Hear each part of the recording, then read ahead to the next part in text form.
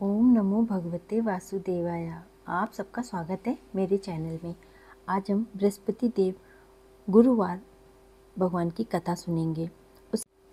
उससे पहले हम बात करेंगे बृहस्पति देव की, जिन्हें देव गुरु के नाम से भी जाना जाता है। हिंदू धर्म में ज्ञान, बुद्धि, शिक्षा और भाग्य के देवता हैं। उनकी महिमा और महत्व अनेक शास्त्रों और ज्योतिष मान्यताओं में वर्णित है। बृहस्पति देव की महिमा बहुत निराली है।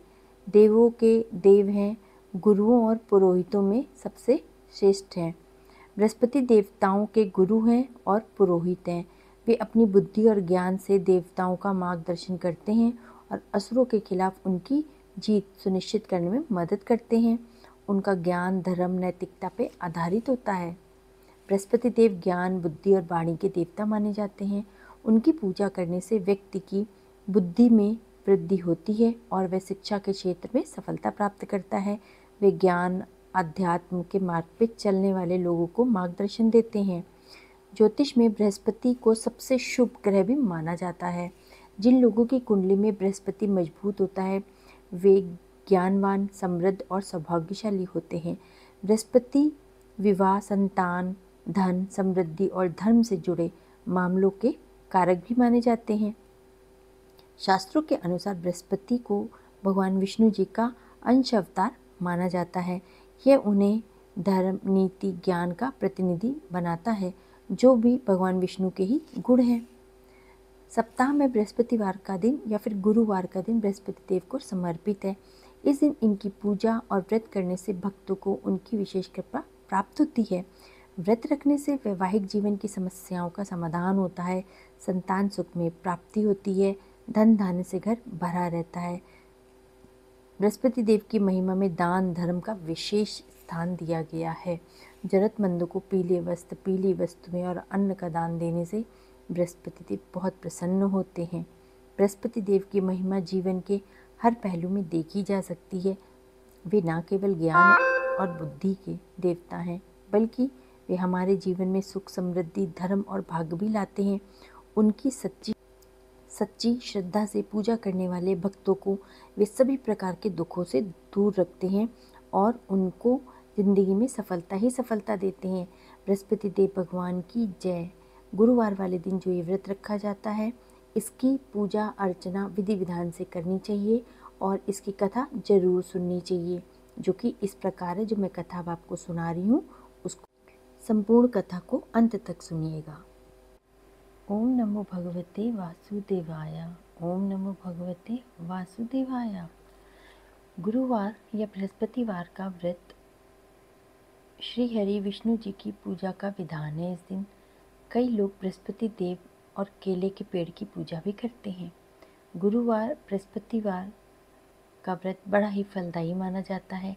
बृहस्पति देव को बुद्धि का कारक माना जाता है। केले के पेड़ को हिंदू धर्म के अनुसार बेहद पवित्र माना जाता है और बृहस्पतिवार के दिन भगवान विष्णु की पूजा होती है। पूजा कैसे करें? आपको प्रातःकाल उठना है, भगवान विष्णु का ध्यान करना है और व्रत का संकल्प लेना है। आपको उस दिन पीले वस्त्र पहनने हैं, पीले फलों को भोग में चढ़ाना है। इसके बाद पीले फूल, पीले फल, पीले वस्त्र से भगवान बृहस्पति देव और विष्णु भगवान जी की पूजा करते हैं। पूजा के बाद कथा को सुनते हैं और प्रसाद के रूप में केले चढ़ाना शुभ माना जाता है और फिर इन केलों को दान में दे दिया जाता है। शाम के समय आप बृहस्पतिवार की कथा को सुनिए या कहिए। और मान्यता अनुसार ऐसा कहा जाता है कि बृहस्पतिवार के दिन नमक नहीं खाया जाता है और पीला भोजन किया जाता है। भोजन में आप चने की दाल का प्रयोग कर सकते हैं, ऐसी मान्यता है। बृहस्पतिवार व्रत की पौराणिक व्रत कथा इस प्रकार है। प्राचीन समय की बात है, एक नगर में एक बड़ा व्यापारी रहता था। वह जहाज़ों में माल लदवा के दूसरे देश को भेजा करता था। वह जिस प्रकार अधिक धन कमाता था, उसी प्रकार जी खोल के दान भी किया करता था। परंतु उसकी पत्नी बहुत कंजूस थी। वह किसी को एक भी पैसा दान में नहीं देती थी। एक बार सेठ जब दूसरे देश व्यापार करने गया तो पीछे से बृहस्पति देव ने साधु वेश में उसकी पत्नी के पास आके भिक्षा मांगी। तो पत्नी ने बृहस्पति देव को बोला, हे साधु महाराज, मैं इस दान पुण्य से तंग आ गई हूँ। आप कुछ ऐसा उपाय बताइए जिससे मेरा सारा धन नष्ट हो जाए और मैं आराम से रह सकूँ। यह धन लुटता हुआ मैं नहीं देख सकती हूँ। बृहस्पति देव ने बोला, हे देवी, तुम तो बड़े विचित्र हो। संतान और धन से कोई दुखी नहीं होता है। अगर अधिक धन है तो उसको शुभ कार्यों में लगाओ, कुंवारी कन्याओं का विवाह करवाओ, विद्यालय खुलवाओ, बाग बगीचे बनवाओ, लोक परलोक अपना सुधारो, तुम अच्छे काम करो। परंतु साधु की बातों का व्यापारी की पत्नी पे कोई असर नहीं हुआ। उसने कहा, मुझे ऐसे धन की आवश्यकता नहीं है जिसे मैं दान ही देती फिरूं। फिर बृहस्पति देव बोले कि ठीक है, अगर तुम्हारी ऐसी इच्छा है तो तुम एक उपाय करो। 7 बृहस्पतिवार को घर में गोबर से लीपो, अपने केशों को पीली मिट्टी से धो, केशों को धोते समय स्नान करो, व्यापारी से बोलना हजामत बनवाए, भोजन में मांस मत खाना, कपड़े अपने घर धोबी के यहाँ धोने के लिए भेज देना, और ऐसा करने से तुम्हारा सारा धन नष्ट हो जाएगा। यह कह के बृहस्पति देव अंतर ध्यान हो गए। व्यापारी की पत्नी ने बृहस्पति देव के कहे अनुसार 7 बृहस्पतिवार वैसा ही करने का निश्चय किया।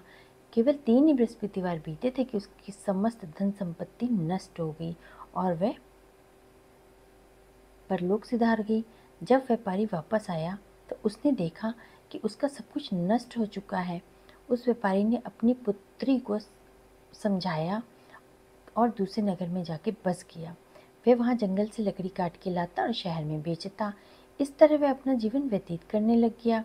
एक दिन उसकी पुत्री ने दही खाने की इच्छा प्रकट की, लेकिन व्यापारी के पास दही खरीदने के पैसे नहीं थे।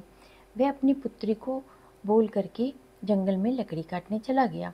वहाँ एक वृक्ष के नीचे बैठ के वो अपनी दशा पे रोने लग गया। उस दिन बृहस्पतिवार था। तभी वहाँ बृहस्पति देव साधु के रूप में आए और व्यापारी के पास बैठे और बोले कि पुत्र, तुम्हें क्या हुआ है? तुम इतने उदास क्यों बैठे हो? तो व्यापारी ने बोला कि मैं बहुत परेशान हूँ, बहुत दुखी हूँ, और आप तो सब जानते हैं, अंतर्यामी हैं। फिर व्यापारी ने अपनी कथा सुना दी और रोने लग गया।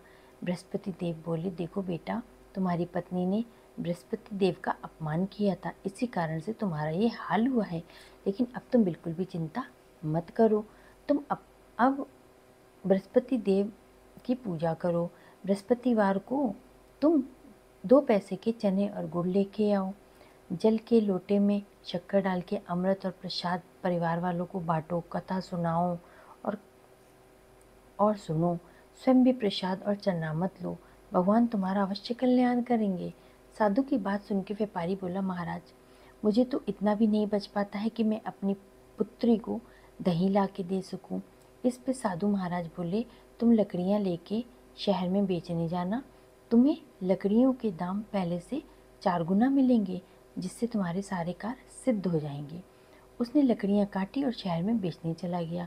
उसकी लकड़ियां अच्छे दाम पे बिक गई, जिससे कि उसने अपनी पुत्री को दही भी ला के दे दिया और गुरुवार की कथा हेतु चना और गुड़ भी लेके आ गया।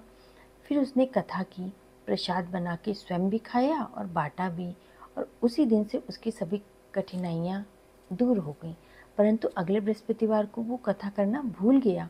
अगले दिन वहाँ के राजा ने एक बड़े यज्ञ का आयोजन किया, पूरे नगर के लोगों को भोज के लिए बुलाया।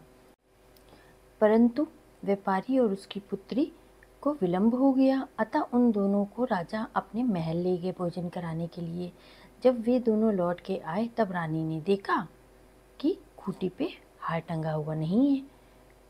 तो रानी ने व्यापारी और उसकी पुत्री को संदेह करते हुए कि इन्होंने हार चुराया है, आज्ञा दी और उनको कारावास में डलवा दिया। कैद में पड़ के दोनों अत्यंत दुखी हुए।